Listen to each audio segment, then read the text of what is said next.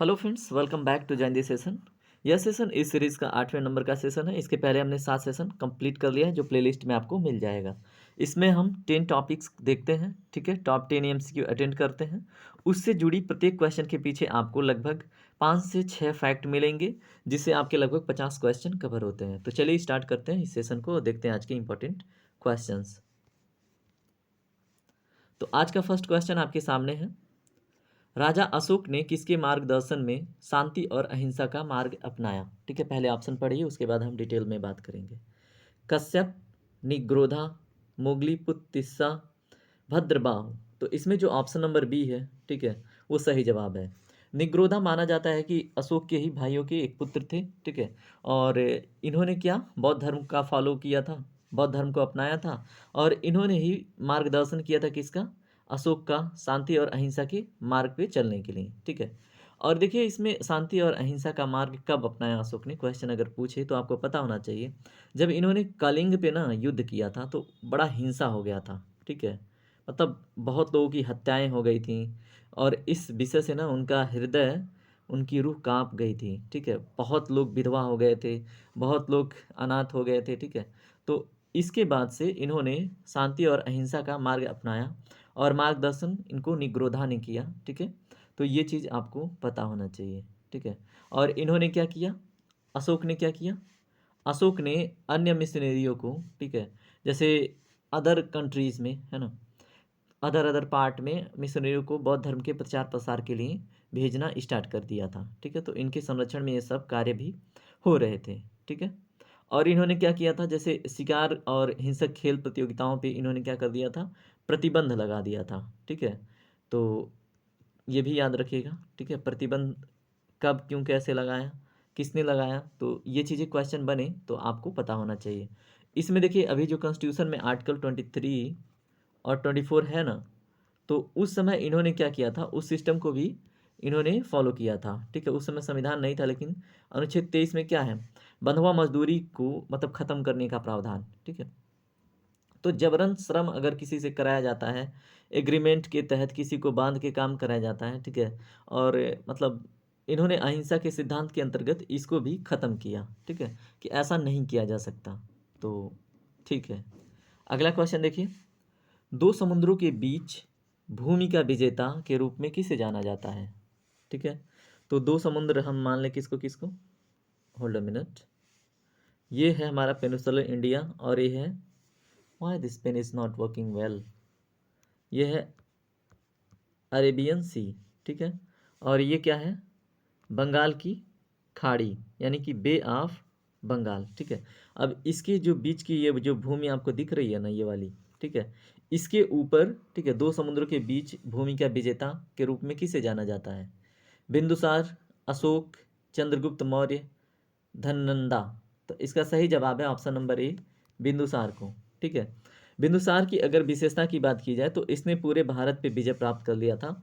लेकिन ये जो आपको दिख रहा है यहाँ पे तमिलनाडु का कुछ क्षेत्र, जहाँ पे अगर देखा जाए तो किनके ये मतलब शासन में था ये क्षेत्र तमिलनाडु वाला, यहाँ पे कौन शासन कर रहा था, चोल, ठीक है। यहाँ पे चोल के अंतर्गत ये जो क्षेत्र है, आपको यहाँ पे इंडिकेट कर देता हूँ, यहाँ पे इन्होंने अपना आधिपत्य नहीं किया था। और फिर यहाँ पे एक हिस्सा था किसका, बिंदुसार ने इसको नहीं जीता था, इसका क्या नाम है, जहाँ पे अशोक ने चढ़ाई करी थी कलिंग पे, ठीक है, इस पे इनका अपना अधिकार नहीं था, और इस तमिल सेक्टर पे नहीं था, ठीक है। और तमिल में कौन कौन किंग थे जिन्होंने इसको संरक्षण दिया था, इलम सेठनी, जैसे जो जो यहाँ पे छोटे छोटे थे ना, पांड्या थे, चोल थे, है ना, और क्या थे, चेर थे, ठीक है। तो इलम सेठनी, ILAMSE, इलम सेठनी थे उस समय, ठीक है। और फिर कौन थे, इलम सेठनी थे, पांड्य थे, और क्या थे, चेर, ठीक है। इनके जो रूल में ये इनके एडमिनिस्ट्रेशन में ये एरिया था, इस पे इन्होंने विजय नहीं प्राप्त की थी, ठीक है। और ये बे ऑफ बंगाल एक सागर है, और अरेबियन सी एक सागर है, इसके बीच का जो क्षेत्र है, इस पे इन्होंने जीत प्राप्त की थी, किसने, बिंदुसार ने। इसलिए इसको दो समुद्रों के बीच की भूमि का विजेता भी कहा जाता है, ठीक है। तो याद रखिएगा, और क्वेश्चन अगर आपसे बनता है तो इसे ज़रूर देखिएगा, ठीक है। उड़ीसा वाले क्षेत्र में क्या था, कलिंग। ठीक है, और इनके बारे में और क्या, दक्षिण भारत तक मतलब इन्होंने अपने साम्राज्य को फैलाया था। ठीक है, और इनको बोला जाता है 16 राज्यों के विजेता। ठीक है, तो 16 राज्यों को अपने अधीन लाया था, 16 राज्यों के विजेता। ठीक है, तो ठीक है, इस क्वेश्चन के बारे में इतना। अगला क्वेश्चन देखते हैं। क्वेश्चन नंबर 3 देखिए क्या है। जैन बौद्धों में कौन सा ग्रंथ सर्वाधिक लोकप्रिय है? ए है सुखावती व्यूह, बी है शुद्धमा पुंडरिका, सी है प्रज्ञा पारमिता, डी है सुरंगमा समाधि। इसका सही जवाब है ऑप्शन नंबर डी, यानी कि सुरंगमा समाधि। ठीक है, तो जैन बौद्धों में सुरंगमा समाधि जो है सबसे सर्वाधिक लोकप्रिय है। ठीक है, याद रखिएगा, भूलिएगा नहीं। ठीक है, इसे हीरो के सूत्र के रूप में भी जाना जाता है, जैसे पॉल्स के फार्मूले के रूप में। ठीक है, तो हीरो के सूत्र के रूप में किसे जाना जाता है? हीरो के सूत्र। पेन चल क्यों नहीं रहा है, I don't know why. Hero के सूत्र के रूप में इसको जाना जाता है। ठीक है, ये किस विषय में बात करता है, थोड़ा सा पेन को सही कर लेते हैं। ध्यान के बारे में, जैसे मेडिटेशन होता है शून्यता और बोधिसत्व के लिए क्या करता है, एक गाइड का काम करता है, मार्गदर्शन का काम करता है। किसके लिए? ध्यान के लिए। ध्यान के लिए, शून्यता के लिए। जैसे होता है ना कि मेडिटेशन का एक स्टेज होता है जिसमें इंसान अपने आप को बिल्कुल शून्य कर लेता है। और बोधिसत्व मीन्स क्या? बोधिसत्व का कॉन्सेप्ट आप बौद्ध धर्म में डिटेल में देखेंगे। ठीक है, तो इसके लिए मार्गदर्शन प्रदान करता है। बोधिसत्व वो होते हैं, ठीक है, जो जैसे आपके निर्वाण के लिए, ठीक है, आपके निर्वाण के लिए वो तप करते हैं, वो मतलब जो भी प्रक्रम होते हैं, जो भी कस्टम होते हैं उसको फॉलो करते हैं। ठीक है, चलिए अगला क्वेश्चन देखते हैं। Question number 74। बिहार में चेर वंश का संस्थापक कौन था? बताइए। भोजराज, राजा नारायण, हरराज, संग्रामदेव। इसका सही जवाब क्या है? भोजराज। ऑप्शन नंबर ए इसका सही जवाब है। बिहार में चेर वंश का संस्थापक कौन थे? भोजराज। ठीक है, तो ये चीज़ आपको याद रहना चाहिए। इन्होंने क्या किया? चेर का एक सहसबल को इन्होंने मार डाला। ठीक है, और चेर वंश की स्थापना की। तो भोजराज ने किसको मारा था? सहसबल। सहसबल।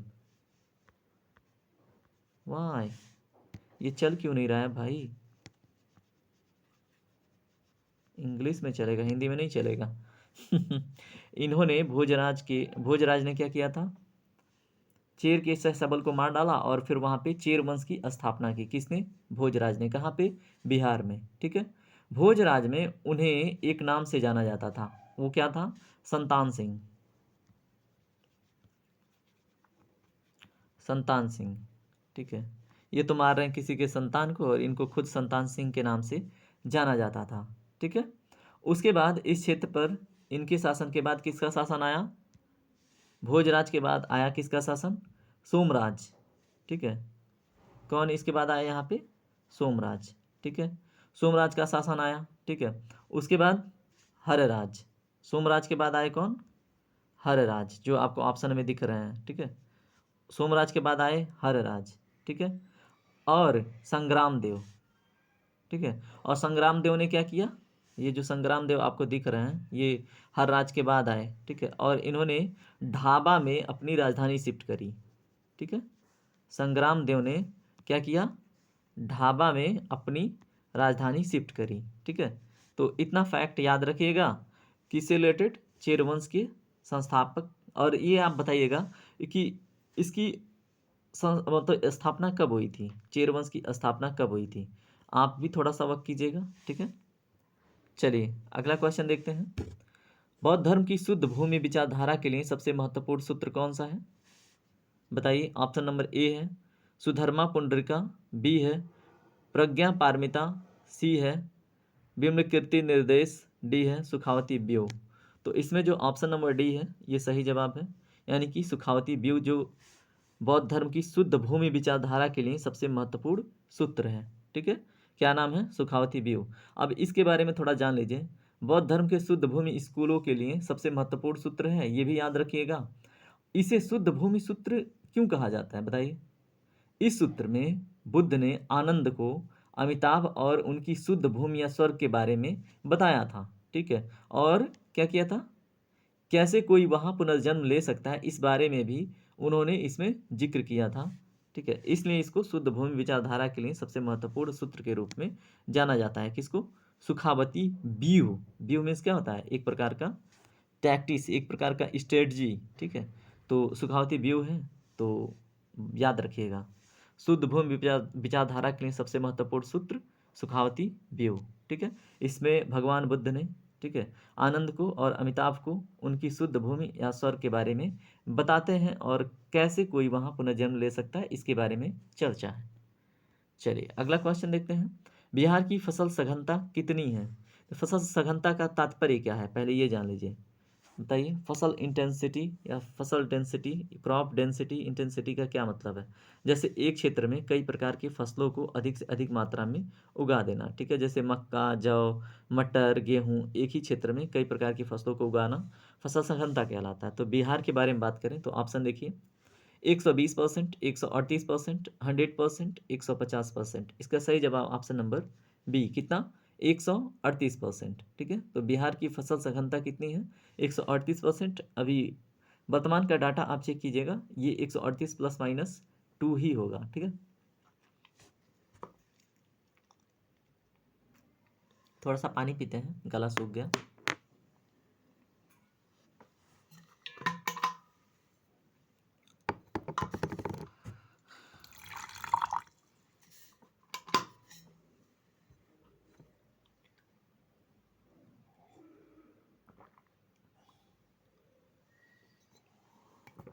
चलिए स्टार्ट करते हैं, ठीक है।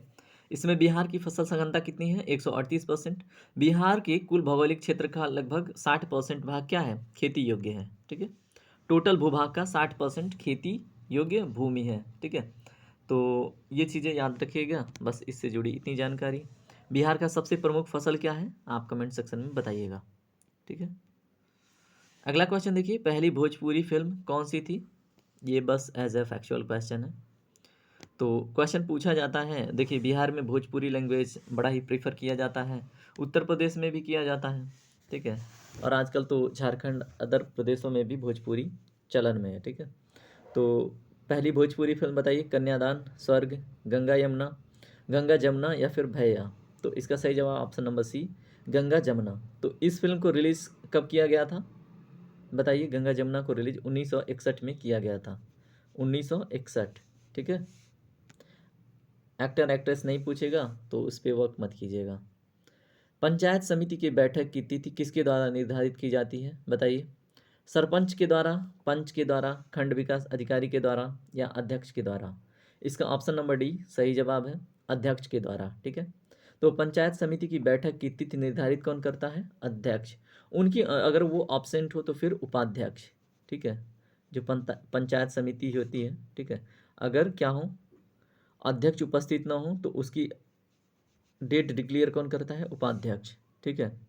तो याद रखिएगा, अगर क्वेश्चन बने तो अटेम्प्ट कीजिएगा, ठीक है। अब अध्यक्ष का जो कार्यकाल है, जैसे इसमें जो अध्यक्ष होते हैं, चेयरपर्सन होते हैं, ठीक है, अगर उनके विषय में अगर बात करें, उनका कार्यकाल, ठीक है, तो ये कितना होता है? जितना पंचायत समिति का कार्यकाल होता है उसी के बराबर, ठीक है। और फिर क्या, अगर पंचायती समिति के सदस्य चाहें 2/3 बहुमत से, ठीक है, अध्यक्ष को हटाना, ठीक है, चेयरपर्सन को हटाना, तो 2/3 बहुमत से चेयरपर्सन को हटा सकते हैं, ठीक है। तो ये भी याद रखिएगा। चलिए अगला क्वेश्चन देखते हैं। किस संविधान संशोधन अधिनियम के तहत शहरी स्थानीय स्वशासन को संवैधानिक दर्जा प्रदान किया गया? बताइए, 73वां, 74वां, 65वां, 15वां, ठीक है। तो इसका सही जवाब ऑप्शन नंबर बी है, 74वां संविधान संशोधन के द्वारा शहरी स्थानीय स्वशासन को संवैधानिक दर्जा मिला था। अब देखिए, इसमें आपसे क्वेश्चन पूछा जाएगा, किस भाग में ऐड किया गया, किस ईयर में हुआ था यह संविधान संशोधन, किस अनुच्छेद से संबंधित है, ठीक है। तो ये क्वेश्चन आपसे पूछे जा सकते हैं। तो याद रखिएगा, इससे जुड़ा हुआ भाग कौन सा जुड़ा था?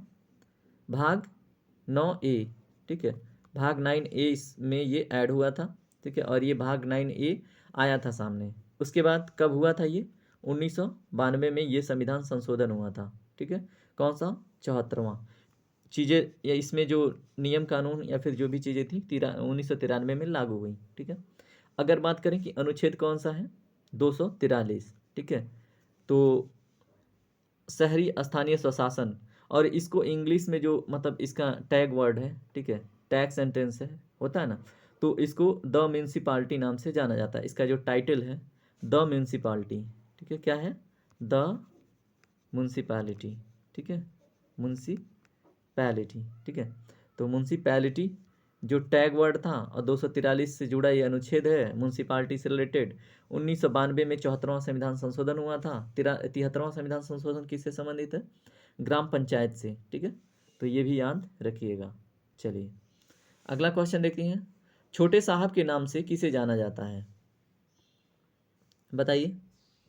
राजेंद्र प्रसाद, जगजीवन राम, राजकुमार शुक्ला, सत्येंद्र नारायण सिन्हा। तो इसका सही जवाब है सत्येंद्र नारायण सिन्हा को। ठीक है, तो सत्येंद्र नारायण सिन्हा को छोटे साहब के नाम से जाना जाता था।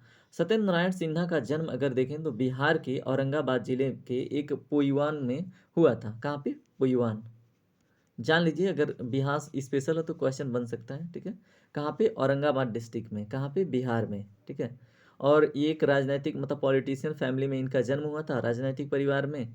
उनके पिता एक क्या थे, राष्ट्रवादी नेता थे, ये भी याद रखिएगा। ठीक है, और उन्होंने भारतीय स्वतंत्रता आंदोलन में भागीदारी अपनाई थी आपातकाल के दौरान। जयप्रकाश नारायण के पूर्ण क्रांति आंदोलन के एक प्रमुख प्रकाश और बिहार के पूर्व मुख्यमंत्री थे। ठीक है, तो ये सारी चीज़ें आप याद रखिएगा किनके विषय में, सत्येंद्र नारायण सिन्हा के बारे में। ठीक है, चलिए अगला क्वेश्चन देखते हैं। सेशन कंप्लीट होता है। अगर सेशन आपको पसंद आया तो सेशन को लाइक कीजिए, कमेंट कीजिए, शेयर कीजिए और सब्सक्राइब करके हमसे जुड़ जाइए। टेक केयर दोस्तों, बाय बाय, राधे राधे, आपका दिन शुभ हो।